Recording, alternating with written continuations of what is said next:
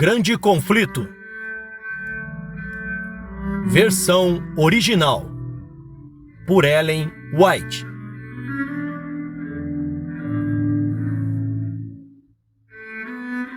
Capítulo 16.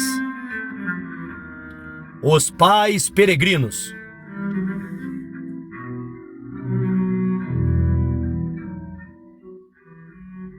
Os reformadores ingleses, a despeito de renunciarem às doutrinas do romanismo, haviam conservado muitas de suas formas. Assim, embora rejeitando a autoridade e o credo de Roma, não poucos de seus costumes e cerimônias foram incorporados ao culto da Igreja da Inglaterra. Argumentava-se que essas coisas não envolviam questões de consciência, embora não ordenadas nas Escrituras, e, portanto, não essenciais, não deveriam ser proibidas. No entanto, por não trazerem em si nada intrinsecamente mal. Sua observância tendia a estreitar o abismo que separava as igrejas reformadas de Roma. Concluía-se que elas que promoveriam a aceitação da fé protestante pelos romanistas. Esses argumentos pareciam conclusivos para os conservadores e transigentes. Havia, porém, outra classe que não pensava desse modo. O fato de que estes costumes tendiam a construir uma ponte sobre o abismo entre Roma e a Reforma já era, a seu ver, um argumento irretorquível contra sua conservação. Eles consideravam essas formas como distintivas da escravidão, da qual haviam sido libertos, e para a qual não sentiam qualquer disposição de retornar. Arrazoavam que Deus, em sua palavra, estabeleceu diretrizes para a direção de seu culto, e que os homens não estão em liberdade de lhes fazer acréscimos ou supressões. O início da grande apostasia se deveu ao fazer da autoridade da Igreja um suplemento da autoridade de Deus. Roma começou a impor o que Deus não tinha proibido e acabou por proibir o que ele havia explicitamente ordenado. Muitos desejavam ardentemente retornar à pureza e simplicidade que caracterizavam a Igreja primitiva.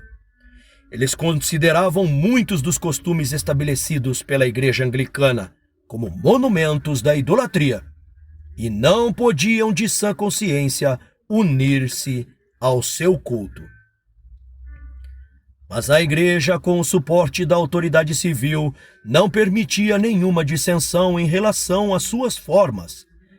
A frequência aos cultos era exigida por lei, e assembleias não autorizadas eram proibidas, sob pena de prisão, exílio e morte.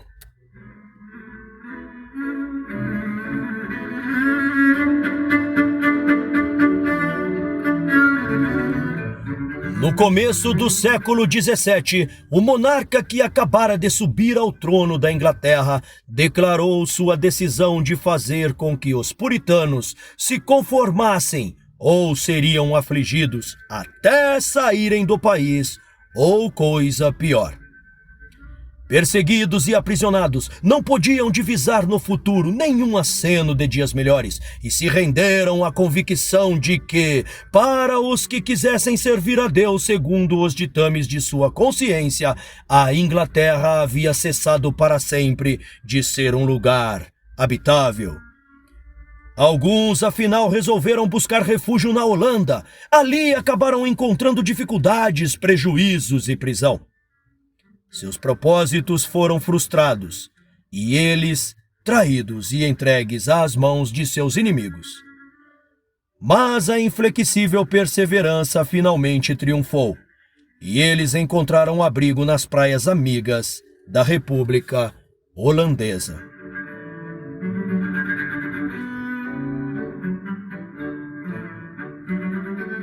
Em sua fuga deixaram suas casas, bens e meios de vida. Eram forasteiros em terra estranha, entre o povo de língua e costumes diferentes. foram obrigados a utilizar-se de recorrer a ocupações novas e diferentes, às quais não estavam acostumados, a fim de ganhar o pão. Os homens de meia-idade que haviam despendido a vida no cultivo do solo tiveram agora de aprender ofícios mecânicos. Mas eles alegremente aceitaram a situação e não perderam tempo em ociosidade ou lamúrias. Apesar de muitas vezes serem opressos da pobreza, agradeciam a Deus pelas bênçãos que lhes eram ainda concedidas e encontravam alegria na imperturbável comunhão espiritual. Eles sabiam que eram peregrinos e não olhavam muito para essas coisas, mas erguiam os olhos para o céu, seu mais querido país, e aquietavam seu espírito. Em meio ao exílio e às dificuldades, seu amor e fé cresciam fortes. Confiavam nas promessas do Senhor e Ele nunca lhes faltou em tempos de necessidade. Seus anjos estavam ao seu lado para animá-los e ampará-los. E quando a mão de Deus pareceu-lhes apontar através do mar para uma terra em que poderiam fundar para si um estado e deixar a seus filhos uma preciosa herança de liberdade religiosa, eles seguiram avante sem titubear para a senda que a providência lhes indicava. Deus havia permitido que sobrevivessem provações a seu povo, a fim de prepará-lo para o cumprimento de seu gracioso propósito. A igreja havia sido humilhada para que pudesse ser exaltada. O Senhor estava prestes a revelar seu poder em favor dela, para dar ao mundo outra demonstração de que não abandonará os que nele confiam. Ele exercera controle sobre os acontecimentos para fazer com que a ira de Satanás e as conspirações dos homens maus redundassem em sua glória e levassem seu povo a um lugar de segurança. A perseguição e o exílio estavam abrindo caminho para a liberdade. Quando inicialmente compelidos a separar-se da igreja anglicana, os puritanos se uniram em solene concerto com o povo livre do Senhor para andarem em todos os seus ensinamentos, tornados conhecidos ou a serem conhecidos. Ali estava o verdadeiro espírito da reforma, o princípio vital do protestantismo. Foi com este propósito que os peregrinos partiram da Holanda em busca de um lugar no Novo Mundo. John Robinson, seu pastor, que foi providencialmente impedido de os acompanhar, disse em seu discurso de despedida aos exilados: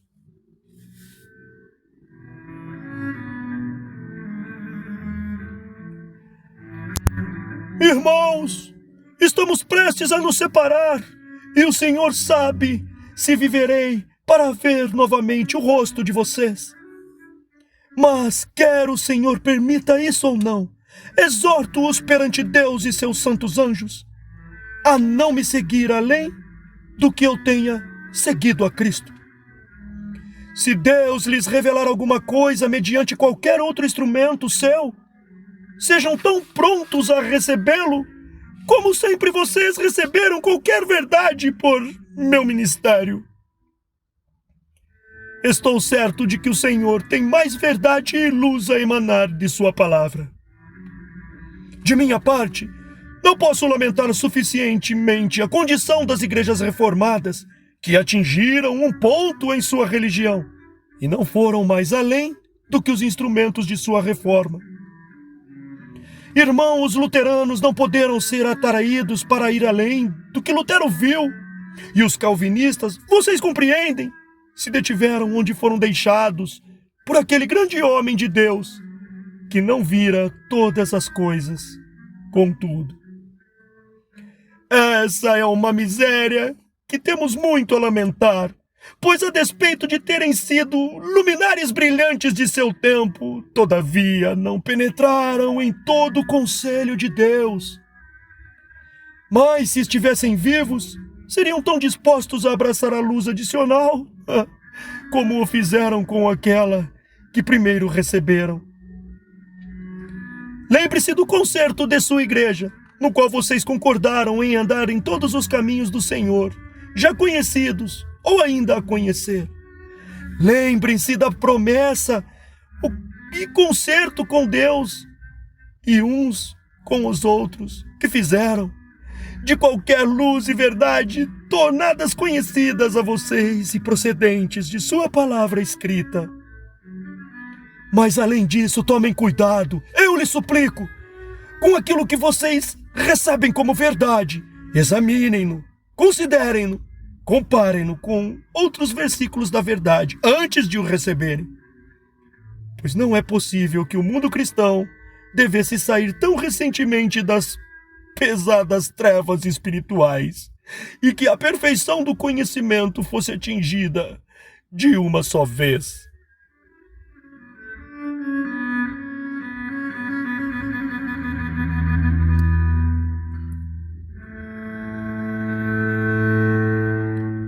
Foi o desejo de liberdade de consciência que inspirou os peregrinos a enfrentarem os perigos da longa jornada através do mar, a suportarem as durezas e perigos das selvas e lançarem com bênçãos de Deus nas praias da América o fundamento de uma poderosa nação. Embora sinceros e tementes a Deus como eram, os peregrinos não haviam ainda compreendido o grande princípio da tolerância religiosa. A liberdade pela qual eles tanto se sacrificaram não estava igualmente prontos a conceder a todos. Muitos poucos, mesmo dentre os mais eminentes pensadores e moralistas do século XVII, tinham uma correta concepção do grande princípio resultante dos ensinos do Novo Testamento, que reconhece a Deus como o único juiz da fé humana. A doutrina de que Deus confiara à Igreja o direito de reger a consciência e definir e punir a heresia é um dos erros papais mais profundamente arraigados. Posto que os reformadores rejeitassem o credo de Roma, não estavam inteiramente livres de seu espírito intolerante. As densas trevas nas quais, no decurso de seus longos séculos de predomínio, o papado havia envolvido toda a cristandade, não tinham sido ainda completamente dissipadas. Disse um dos principais ministros da colônia da Baía de Massachusetts: foi a tolerância que tornou anticristão o mundo, e a Igreja nunca sofreu dano com a punição dos hereges. Os colonos adotaram um regulamento que estabelecia que apenas membros da Igreja poderiam ter participação no governo civil. Foi formada uma espécie de igreja estatal e todo o povo obrigado a contribuir para a manutenção do clero. Os magistrados receberam autoridade para desraigar a heresia. Assim, o poder secular ficou nas mãos da Igreja. Não demorou muito tempo para que essas medidas conduzissem a um resultado inevitável: a perseguição. 11 anos depois da fundação da primeira colônia, Roger Williams viajou para o Novo Mundo. Como os primeiros peregrinos, ele veio para desfrutar liberdade religiosa, mas, diferentemente deles, ele viu o que tão poucos em seu tempo já haviam visto: que essa liberdade era um direito inalienável de todos, qualquer que pudesse ser seu credo. Ele era um ardoroso pesquisador da verdade e, juntamente com Robinson, sustentava ser impossível que toda a luz da palavra de Deus já houvesse sido recebida. Williams foi a primeira pessoa da cristandade moderna a afirmar em sua plenitude a doutrina da liberdade de consciência, a igualdade de opiniões perante a lei. Declarou ser dever do magistrado restringir o crime, mas nunca controlar a consciência. O público ou os magistrados podem decidir, disse, o que é devido de homem para homem. Mas quando tentam preceituar os deveres do homem para com Deus, estão fora do seu lugar e não pode haver segurança. pois está claro que se o magistrado tem esse poder, eles podem decretar um conjunto de opiniões ou crenças hoje e outra manhã, como foi feito na Inglaterra por diferentes reis e rainhas e por diferentes papas e concílios da Igreja de Roma, de forma que essa crença se tornaria um amontoado confuso. A frequência aos cultos da igreja oficial era exigida, sob pena de multa ou prisão. Williams condenou a lei. O pior estatuto do Código Inglês era aquele que impedia a assistência compulsória à igreja paroquial. Ele considerava que compelir os homens a se unirem aos de credo diferente era uma aberta violação de seus direitos naturais, arrastar ao culto público os irreligiosos, e os que não estão dispostos a isso parecia como exigir a hipocrisia. Ele dizia que ninguém deveria ser forçado a prestar ou custeá-lo contra sua vontade. Mas que? Exclamavam seus opositores aterrados com as suas doutrinas. Não é o obreiro digno de seu salário? Sim, replicou ele, daqueles que o assalariam. Roger Williams era respeitado e amado como ministro fiel e homem de raros dons, de inflexível integridade e verdadeira benevolência.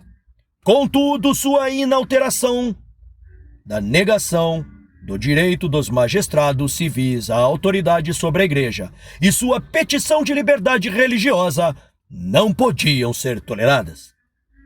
Insistia-se que a aplicação dessa nova doutrina subverteria o Estado fundamental e o governo do país. Williams foi sentenciado ao banimento das colônias e, finalmente, para evitar o seu aprisionamento, foi obrigado a fugir para uma floresta não desbravada, em meio ao frio e às tempestades do inverno.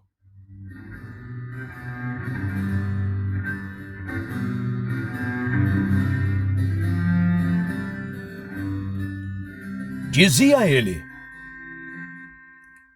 durante 14 semanas fui dolorosamente açoitado pelas inclemências do tempo, sem saber o que era pão ou cama, mas os corvos me alimentavam no deserto.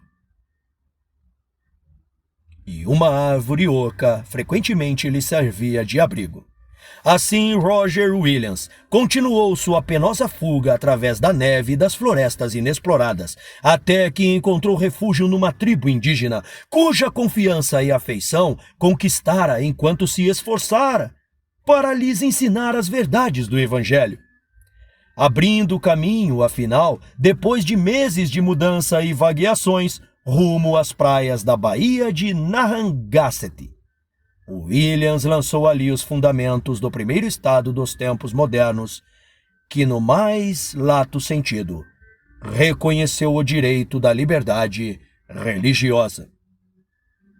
O princípio fundamental da colônia de Roger Williams era que todo homem deveria ter a liberdade de adorar a Deus segundo os conselhos da sua própria consciência. Seu pequeno estado, Rhode Island, tornou-se o refúgio de oprimidos e cresceu e prosperou até que seus princípios básicos, liberdade civil e religiosa, se tornaram as pedras angulares da República Anglicana. No nobre e antigo documento que nossos antepassados estabeleceram como a Carta de seus Direitos, a Declaração de Independência, eles declararam: entendemos essas verdades como evidentes, que todos os homens foram criados iguais, que foram dotadas por seu Criador e de certos direitos inalienáveis, que entre eles estão o direito à vida, a liberdade e a busca da felicidade. E a Constituição garante, no mais explícitos termos, a inviolabilidade de consciência. Abre aspas. Nenhum pré-requisito religioso será jamais exigido como qualificação para qualquer cargo de confiança pública nos Estados Unidos. O Congresso não fará nenhuma lei com relação aos estabelecimentos de uma religião ou proibindo seu livre exercício. Fecha aspas. Os autores da Constituição reconheceram o eterno princípio de que a relação do homem para com Deus está acima da legislação humana e de que seu direito de consciência é inalienável. Não foi preciso um arrazoamento elaborado para estabelecer essa verdade. Estamos conscientes dela em nosso próprio íntimo. É essa consciência que, em desafio às leis humanas, tem sustido tantos mártires nas torturas e nas chamas.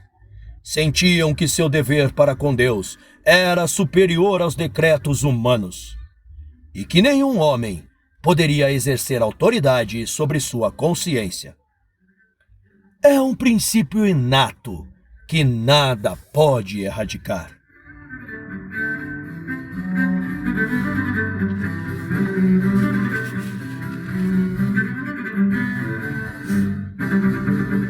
Quando as novas se espalharam através dos países europeus, contando de uma terra de onde homem poderia fruir o fruto de seu próprio trabalho, atendendo às convicções de sua consciência, milhares se concentraram nas praias do Novo Mundo. As colônias se multiplicavam rapidamente.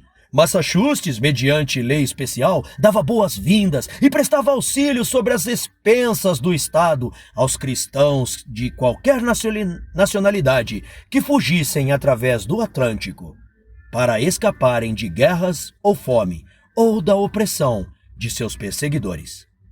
Assim, os fugitivos e oprimidos eram, mediante a lei, convidados da comunidade. 20 anos após o primeiro embarque em Plymouth, outros tantos milhares de peregrinos se tinham assentado na Nova Inglaterra. A fim de garantirem o objetivo que buscavam, contentavam-se em ganhar limitados proventos em troca de uma vida de parcimônia e trabalho duro. Nada exigiam do solo, senão o razoável retorno de seu próprio labor. Nenhuma visão dourada lançava um halo enganoso sobre seu caminho. Estavam contentes com o vagaroso, mas seguro progresso de sua política social. Pacientemente suportavam as privações das regiões incultas, regando a árvore da liberdade com suas lágrimas e o suor de sua fronte, até que ela deitasse profundas raízes na terra. A Bíblia era considerada como fundamento da fé e a fonte da sabedoria e carta da liberdade. Seus princípios eram diligentemente ensinados no lar, na escola, na igreja, e seus frutos eram manifestos na economia, inteligência, pureza e temperança. Alguém poderia residir durante anos nos assentamentos dos puritanos e não ver um bêbado, nem ouvir uma maldição, ou encontrar um mendigo. Ficou demonstrado que os princípios da Bíblia são as mais seguras salvaguardas da grandeza nacional. As débeis e isoladas colônias se tornaram uma confederação de poderosos estados e o mundo notava com admiração e paz e prosperidade de uma igreja sem papa e um estado sem rei.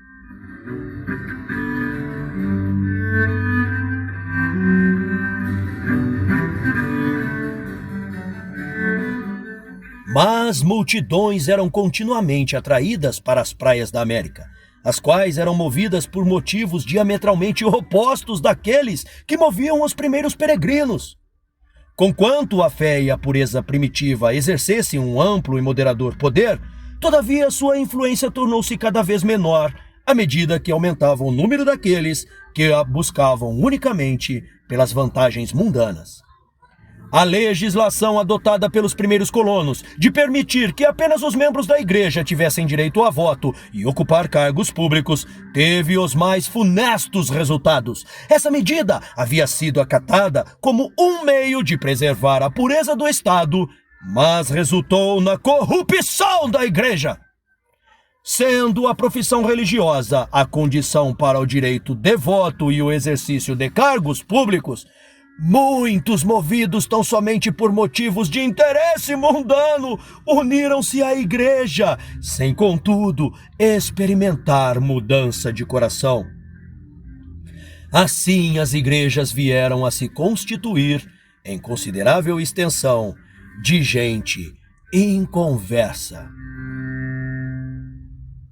Mesmo no ministério havia aqueles que não apenas sustentavam erros doutrinários, mas que eram ignorantes do poder renovador do Espírito Santo.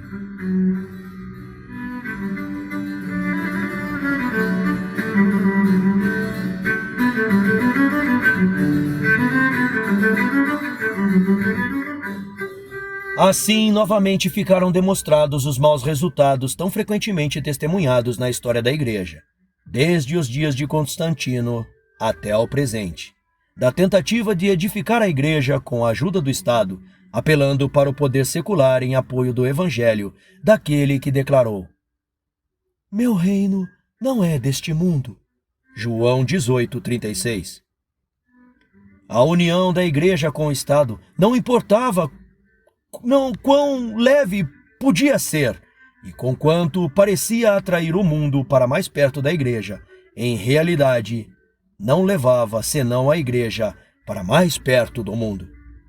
O grande princípio tão nobremente advogado por Robson e Roger Williams, de que a verdade é progressiva, de que os cristãos devem estar prontos para aceitar toda a luz que possa brilhar da santa palavra de Deus, foi perdido de vista por seus descendentes.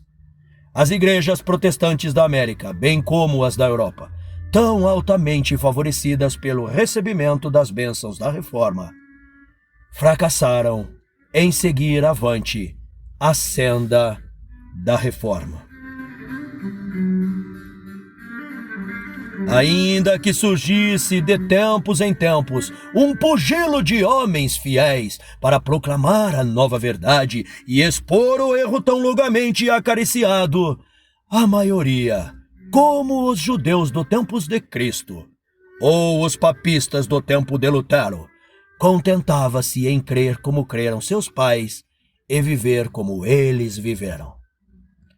Consequentemente, a religião degenerou novamente em formalismo, e os erros e superstições que teriam sido postos de lado, se a Igreja houvesse continuado a andar na luz da Palavra de Deus, foram conservados no coração. Assim, o espírito inspirado pela Reforma foi gradualmente desaparecendo, até que houve tão grande necessidade de reforma nas igrejas protestantes, como na Igreja Romana no tempo de Lutero. Havia o mesmo mundanismo, o estupor espiritual, idêntica reverência às opiniões dos homens e substituição dos ensinos da Palavra de Deus por teorias humanas.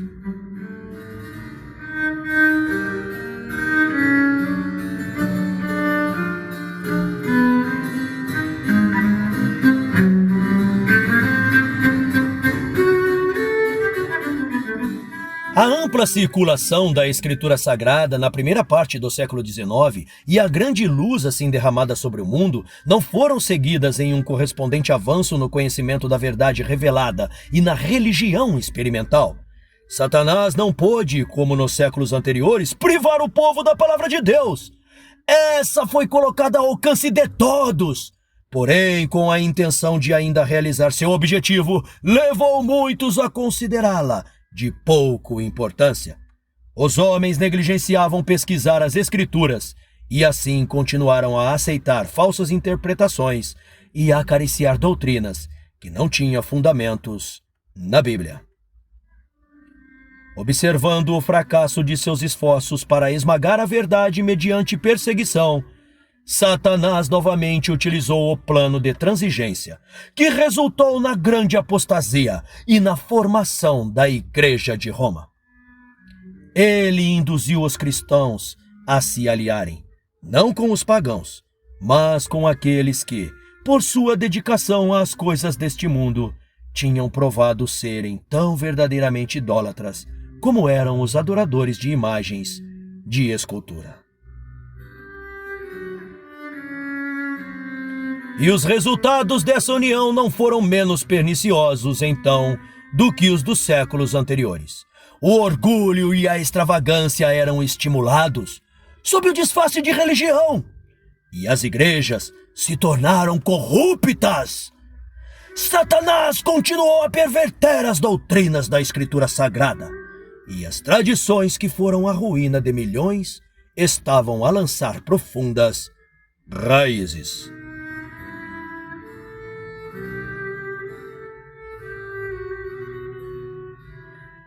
A igreja sustentava e defendia essas tradições, em lugar de contender pela fé que uma vez foi dada aos santos. Assim foram degradados os princípios pelos quais os reformadores tanto haviam feito e sofrido.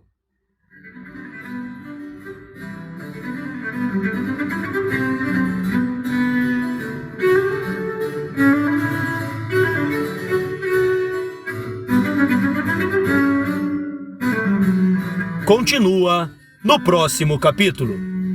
Obrigado por ouvir. Deixe seu like e compartilhe o canal. Deus o abençoe.